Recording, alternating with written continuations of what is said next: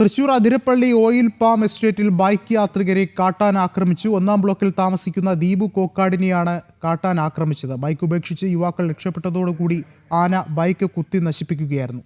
കൂടുതൽ വിവരങ്ങളുമായി സാനു കെ സജീവ ചേർന്നുണ്ട്. സാനു, ഒരു ഇടവേളയ്ക്ക് ശേഷം അതിരപ്പള്ളി മേഖലയിൽ കാട്ടാൻ ആക്രമണം ഉണ്ടാവുകയാണ്. എന്താണ് നിലവിലെ സാഹചര്യം? അല്പസമയം മുമ്പാണ് അതിരപ്പള്ളിയിലെ ഓയിൽ പാം എസ്റ്റേറ്റിലെ ബൈക്ക് യാത്രകർക്ക് നേരെ കാട്ടാനയുടെ അക്രമം ഉണ്ടായിട്ടുള്ളത്.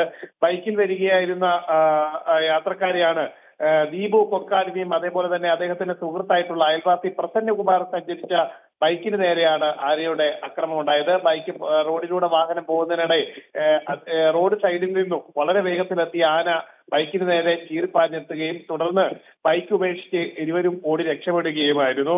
എന്തായാലും ഈ ആക്രമണത്തിൽ ബൈക്ക് പൂർണ്ണമായിട്ടും ആന നശിപ്പിച്ചിട്ടുണ്ട്, ചവിട്ടുകയും അതേപോലെ തന്നെ ബൈക്ക് തുമ്പി ചുഴറ്റി എറിയുകയൊക്കെ ചെയ്തിട്ടുണ്ട്.